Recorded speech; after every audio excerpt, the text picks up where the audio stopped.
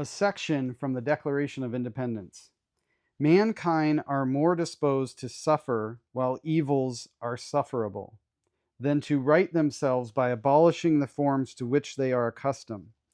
But when a long train of abuses and usurpations, pursuing invariably the same object, evinces a design to reduce them under absolute despotism, it is their right, it is their duty to throw off such government and to provide new guards for their future security. I read this section of the Declaration of Independence for a couple of reasons. First, it is important that we understand that we have the responsibility and a duty to our country and countrymen. I think of the 1.2 million that have given their lives in the US military to protect our liberty. I think of the founders and the framers and all those that fought for that liberty with no guarantee or likely even the ability to conceive what life could be like in America. We were born into freedom and liberty that most throughout the history of the world have never experienced. So to say that we have a duty and a responsibility is an understatement. The other part that comes to mind is the confusing part of what I just read that says men will do nothing. It feels like an entire psychology lesson could be taken from this. Why do we not act in the face of tyranny? We won't act until the pain is personal. We won't act until the pain is so much that it overcomes our ability to live our lives as we want. I mention this as the start of this project because I want you to see that there are variables that we cannot control. At what point will the people of Washington stand up en masse? We don't know for sure. We know that as the pain increases, that people tend to be more likely to either move out of the state or to stand with us. So just know that part of the calculus for this work is that we do not truly know when the pain will become bad enough to inspire people to stand with us. It feels like we are there, but I personally would have said that many years ago.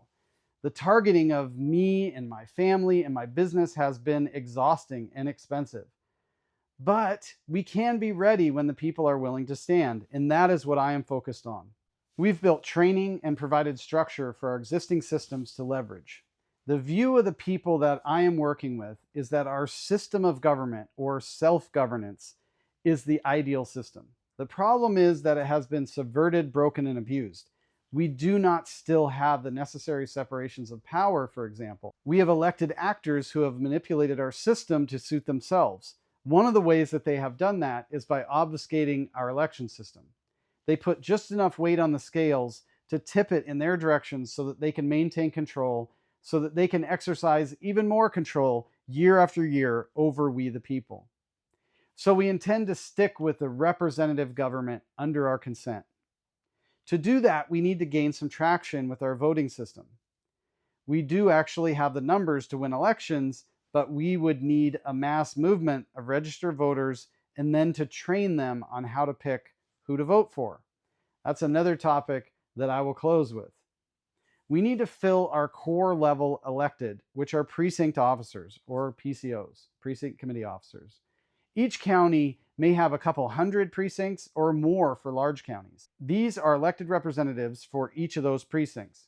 We need to provide quality training, which we have developed, and leadership for these folks, and that happens naturally through the county party leadership structure. But they are also not trained or oriented to the things that will help us to rescue our state. This is not a slap in the face of the endless work that has been done or is being done within the county parties. We just need to have a vision for how we will do this, and we need to clearly communicate that to make sure we are all pulling in the same direction.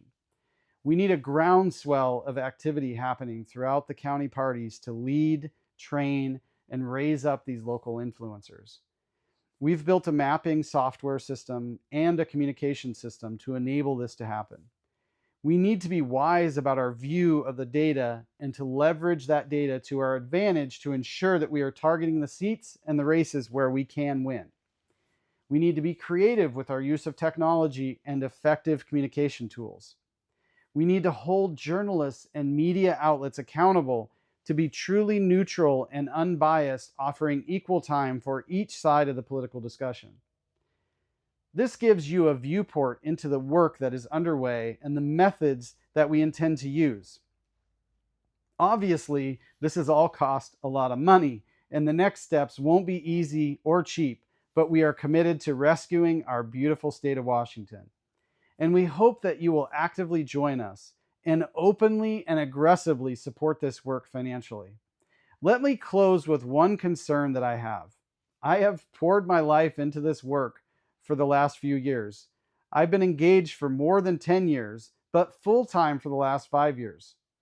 The thing that chaps my hide the most is when we elect a so called good guy or gal only to see them swap sides when it comes to policies or votes. I believe some of this is because of momentum. Some of this is because these folks simply can't see the ramifications of their actions. Some have been misled, and some are just not intelligent or confident enough to make these sorts of decisions on their own. I want you to know that I am committed to this work. I also want you to know that I am going to continue to be a strong voice in this even after we begin winning elections. I will have zero appetite for squishy elected that want to kick the can down the road or go along to get along when we clearly have zero alignment with our values. We must train, elect, and support people that are principled and that refuse to enrich themselves while plundering our wallets to spend our money on stupid projects that we would not approve of. We will rescue Washington, and I am just one of the many talented people that are in this for the right reasons. Thank you for your engagement and your financial support.